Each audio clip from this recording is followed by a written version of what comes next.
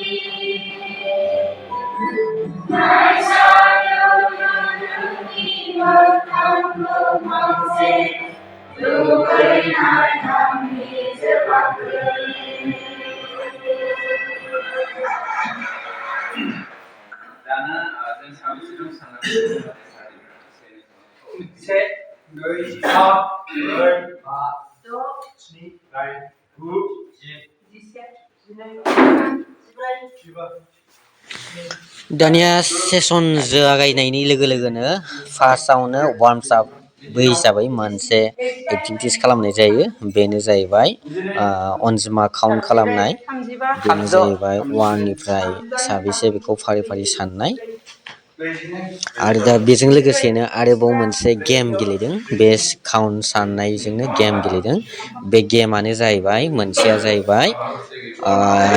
एंग्ल' बड' number count बेनो जाहैबाय फार्स्टआव बर'नि 1 सेकेन्डआव बिनि उननिया बुंनांगौ जाहैबाय इंलिसनि 2 बिनिफ्राय 3 बिनिफ्राय इंलिसनि 4 बिनिफ्राय बर'नि 5 बिनिफ्राय इंलिसनि 6 बेफोरबायदि इंलिस बड' बे दा बेवहाय जायनो गोरोन्थि मिस्टेक खालामगोन बेनो आउट जागोन बेनिफ्राय स्टार्ट जाबाय थागोन गेमा स्टार्ट जाबाय थागोन बेनिफ्राय जायनो मिस्टेक खालामगोन बेनो आउट जागोन नैबिदि दा बेबायदि गेम गेलेनानै जों जोबथाजासे गेलेदों दा बेवहाय बे गेलेनायाव जेब्ला 10 जन जायो अब्ला मोनसे ग्रुप मोनसे खालामनाय जायो थिग बिदिनो 10 जन जाबायबा 10 जन आउट जाबायबा बिसोरखौ ग्रुप मोनसे 10 जन जाबायबा मोनसे ग्रुप मोनसे बिदि खालामलांनानै लाकिलि आङो आउट जानो हायाखै आङो आउट जायाखै बेवहाय जों गासै 15 जन ना 16 जन थाहैदोंमोन बे 15 जन 16 जन थाहैनायनिफ्राय जोङो गेमखौ बन्द' खालामदों बिनिफ्राय मोननै ग्रुप जाबाय ग्रुप मोननै जाबाय जोंनि आउट जायैनिफ्राय आरो बिनिफ्राय माखासे आउट जानायाथ' हानजा मोनब्रै हानजाया आउट जाबाय बिनिफ्राय जों मोननै हानजाया आउट जायाखै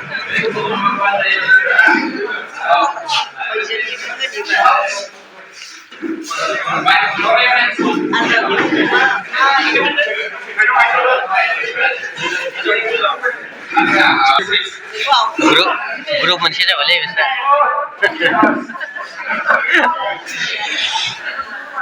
हे दा ग्रुपाव नायख'नो हानाय नङा दांला आङो थाथोंसै बे बास सफैसिगोन